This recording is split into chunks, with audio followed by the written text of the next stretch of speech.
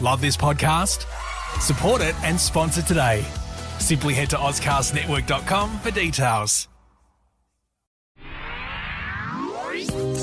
It's The In Show, Australia's only show dedicated to innovation from Adelaide, Australia, and across the globe. It's David Grice and Troy Sincock, podcast time. We're talking innovation and we're getting inspired by the people up to really big things, people who are out to change the way our world exists today, to make it a better place, an easier place, and a place that is opening up all sorts of new opportunities. And the thing is that technology is bringing with it so many opportunities to do things that we never, ever thought were possible before. And that's the thing that I love so much, is we're just hearing about all of these things that are happening and how they're going to apply to our daily lives. And you were completely surrounded by possibility when you went to Austin, Texas. You were at South by Southwest Festival recently. That would have blown your socks off. Well, look, it's my 5th time of being into Austin, and especially for South by Southwest. And I just never cease to be excited by what goes on there. I mean, if you can imagine the Adelaide Fringe, which is full of people everywhere, it's like that on steroids. There's just plenty of people there for the 2-week period.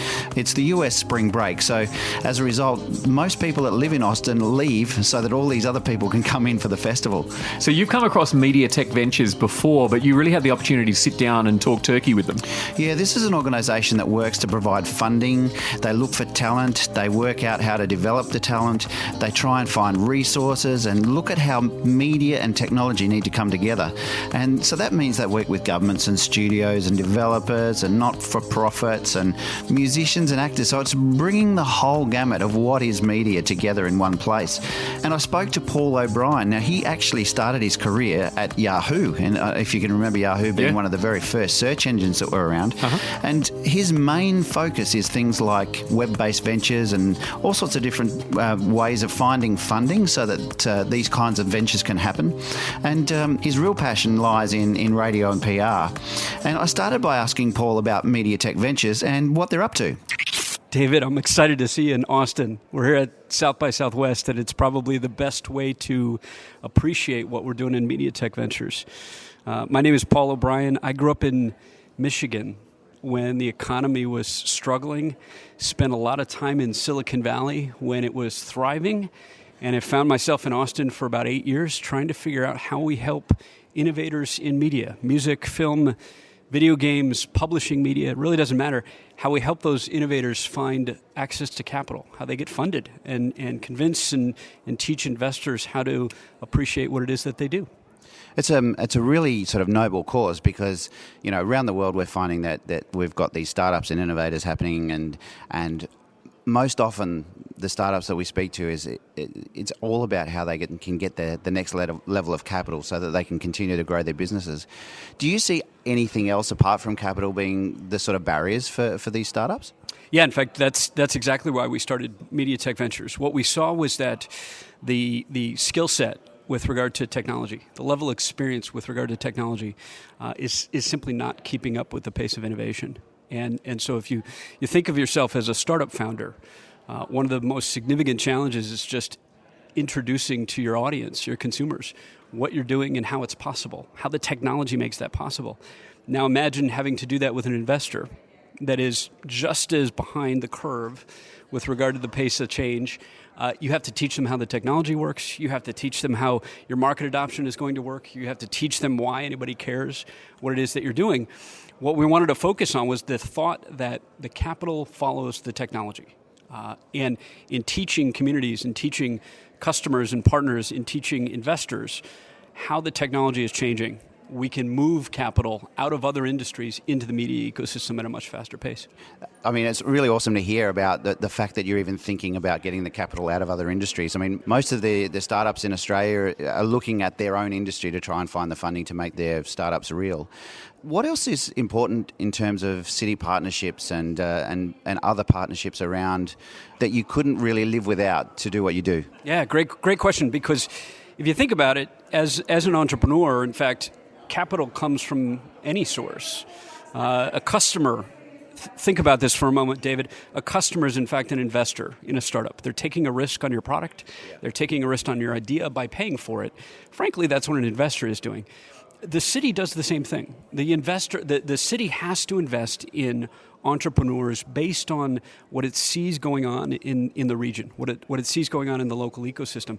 And so the city can do that in a number of different ways. They can support education, they can support infrastructure, they can support real estate, they can support public policy that enables entrepreneurs to be more effective and efficient. And that, in turn, moves capital. Some of that capital comes from the public sector. Some of the capital indeed comes from the public and from the city. When there are grants available for innovation, or there are grants available for workforce development or innovation, an entrepreneur, a founder, needs to be looking to those and to the local legislators and politicians as a potential source of capital, just as they might be looking to a place like Silicon Valley or New York in the investment community, or to local angel investors who understand what it is that you're doing. We're very fortunate. Adelaide and Austin are a sister city, as you know. In Adelaide at the moment, we're enjoying this amazing political time where both levels of government, our local councils and our state government, have a real focus on creating jobs and entrepreneurship and incubating ideas and startups. How is that for you in Austin? Are you getting great support from programs and grant funding and things like that, or is working with your bureaucracies a little bit more difficult than that? Wonderful question, because what you might explore is that what the cities are looking for is domain expertise. They're looking for a way to distinguish themselves. Right? And the fact that Adelaide and Austin are sister cities, I think, is a brilliant opportunity for us together, because we're both very creative class, what's considered a creative class city. A lot of arts, a lot of music, a lot of design and filmmaking, supported by the technology community. What we've seen in Austin is a shift almost from being simply the live music capital of the world, or being a film community, of which there are many, to instead being this innovative ecosystem for media. And it's in distinguishing ourselves in Austin that we've enabled the legislators, we've enabled the commissions, we've enabled the mayor to have a distinct talking point about Austin, about why Austin, right? Why Austin and why not Des Moines, Iowa? Right? Why not London? Well, because Austin is a unique place in the world where this creative class of talent, artists, musicians, filmmakers, and technology professionals and startup founders are colliding. And that's very distinct if you think about it. That's very distinct from Silicon Valley in particular, which is how we're starting to move capital from other parts of the world and other industries. We're saying, look, we're not building the infrastructure that Silicon Valley built. We're not building the semiconductor and the PC and the iPhone, but we are building the next generation of how we consume media, how we consume entertainment, how we consume media in other industries. And that's because of the fact that we have these distinct skill sets and classes in this region of the world that enable us to do something very different. I noticed how passionate you are about this, and is this something that you've spent your lifetime sort of working towards and working through, or is this something that's kind of hit you in the head and you've just said, yes, I've got to go with this? Both, actually.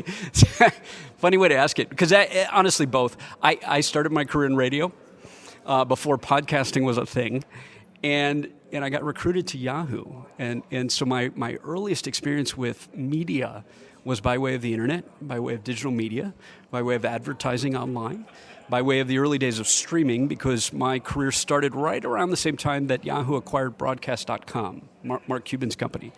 And that became Yahoo Music, which became Yahoo Film, none of which really worked terribly well, which in hindsight was a great lesson, right? That we have to understand and keep up with the pace of change in technology.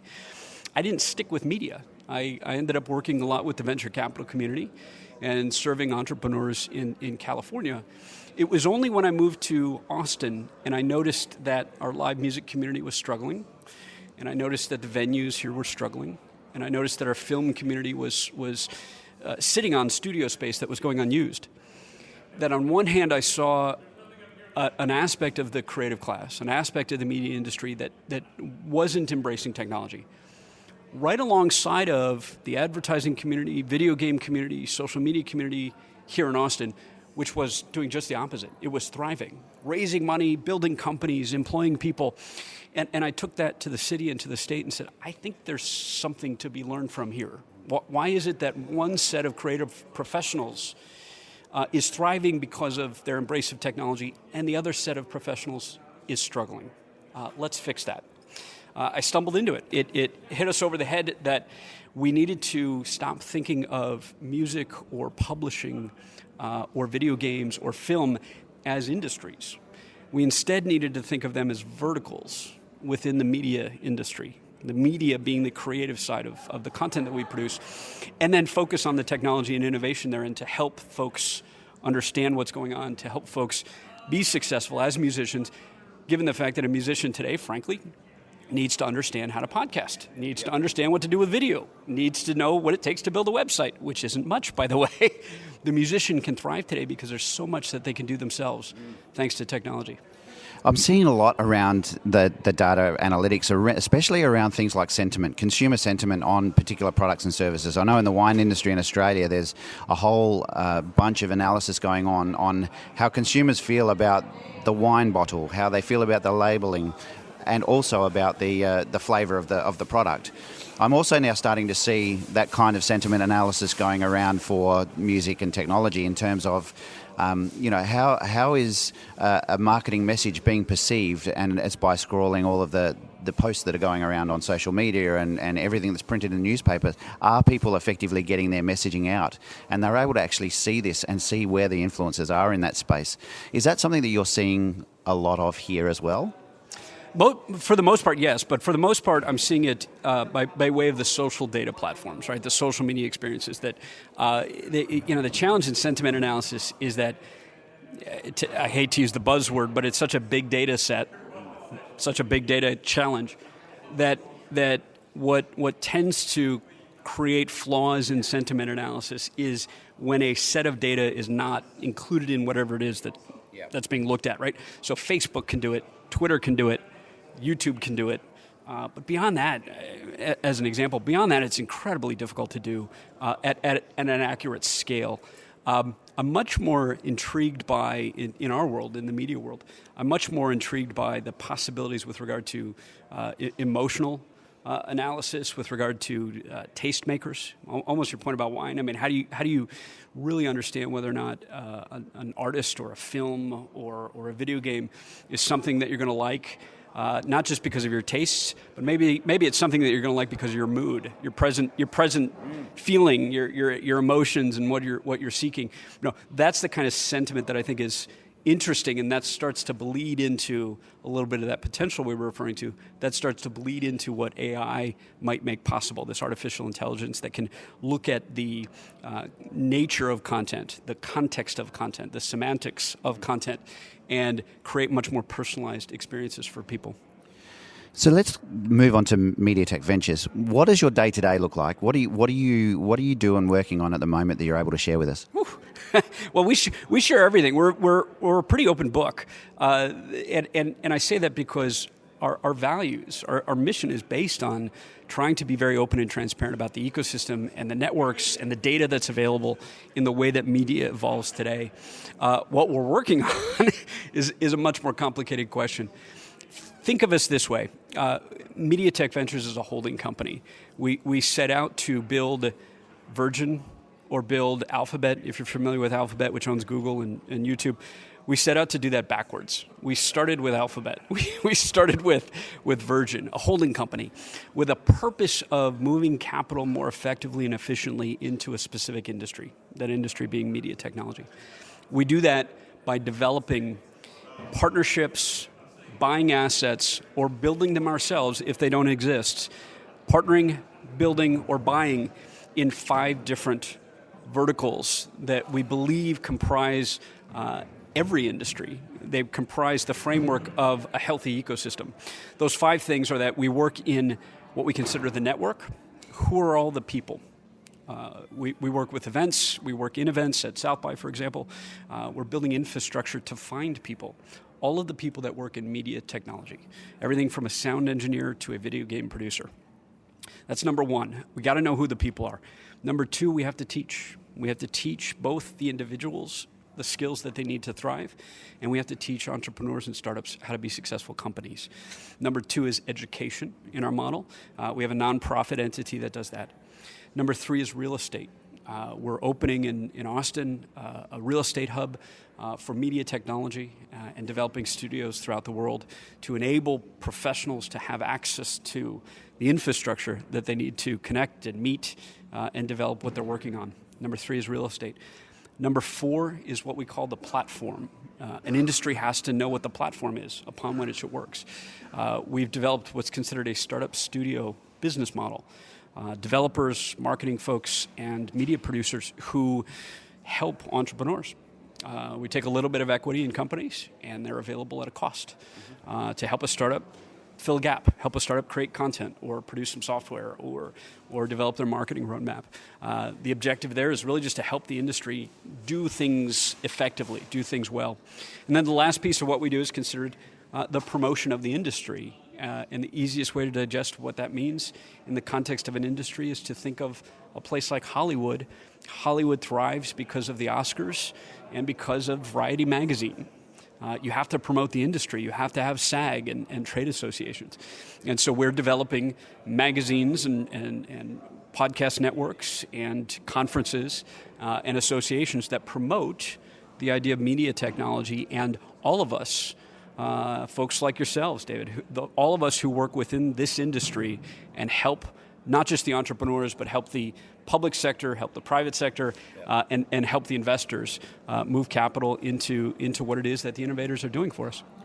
How important is it for you, as a from a personal perspective, to have somebody that is giving you input so that you're able, because you're obviously giving a lot of yourself to others through what you do. How important is it for you to have somebody, a mentor or somebody that is the person or the people that are continually giving you the input so that you can keep going and doing what you're doing? None of this is possible without that. And if I were to leave everyone with the most important advice that I could offer, it is that fact. No entrepreneur is successful without that mentorship, without that advisor network. In addition to MediaTech Ventures, I'm the director of a program called Founder Institute for Texas. Founder Institute is an idea stage incubator out of California. And in that program, I talk about the idea that before an entrepreneur even starts, they need to sit down with at least 500 people and have a conversation. They need to get that input. Because what I think the industry makes a bit of a mistake about, the startup industry makes a bit of a mistake about, is suggesting that the customers are the people who can best advise you as to what you should do. I actually think that's wrong as a startup. What I advise people to think about is that your initial customers, potential customers, need to be treated more like advisors. They need to be treated as sources of information, not as customers. What they're going to tell you more likely than not is what not to do. Right? A customer is going to sit down with you and say, nope, I would never use that. Nope, I wouldn't do that. Nope, I wouldn't pay that. And that's what you want to listen to first. Because as a startup, as an entrepreneur, as an innovator, your customer's not likely to know, in fact, what you should do. What you're doing is so new, how likely is it that the customer knows? So you work with these advisors and mentors, which are really just your initial customers, to figure out what to avoid doing first. And then surround yourself with a team of mentors, advisors, and frankly, partners that become your sounding board for absolutely everything you do. In the case of MediaTech Ventures, we've got a very diverse cap table on purpose. There are 20 people involved from day one, just to ensure that none of us are making the decisions about how this might work, because we're all humble enough and experienced enough to know that not one of us knows what we could or should be doing. Much better to develop this collaborative, I think, and it's driving then this culture that we have in our work, that if we can work with MediaTech out of Australia, we can work with the Rattle out of London, we can work with 2112 out of Chicago, we're going to do that because that's our purpose. Our purpose is to make sure that all of what we're doing is a little bit more effective than it was yesterday. And how do you find these influencers? Like, is there a process that you go through to actually find a person that's going to give you the input, or is it something that is built on relationship over a long time, that you have somebody that is more of a friend than a mentor? I have a process. I don't, it's certainly not the right process necessarily, but I do have a process. I'm a heavy user of LinkedIn, Twitter, and a platform called Quora. And not a lot of people are on Quora, but Quora is essentially the question and answer platform that folks who like to mentor and advise and folks who have questions turn to get the support. And my process is to correlate one to the other. I look for people on LinkedIn that have experience, that have a network, that have some influence.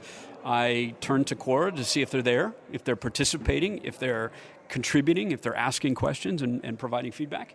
And then I look to Twitter in the same way. Are they active? Are they responsive? Is it just a bot on Twitter? Or is there a person behind there who's actually responding to things? And with those three platforms in place, it's not hard to discern that, yes, someone indeed has experience and influence and a reputation. Good. 2, they like to support people and like to give back. And 3, they're an influencer. They have an impact on the world today. Those 3 things I've found help uncover, for any entrepreneur, a great roster of folks that you want to turn to first to get perspective on things. That was Paul O'Brien from MediaTech Ventures during David's trip to Austin, Texas at South by Southwest Festival. Tomorrow we find out what's in, and it's amazing when you speak to the people that we have on the In Show, how often what's in is not necessarily in their industry. Sometimes it is, but people that are in that innovation space are constantly looking for new ways of doing things and seeing what inspiration they can find themselves. And next we're going to focus more on the employer rather than the employee, and how employers need to ensure their strategies are relevant in the face of all of this stuff that's changing around them. That's on the next In Show podcast. The In Show Interview. Subscribe to the In Show podcast on iTunes. A Dave and the Beanstalk production.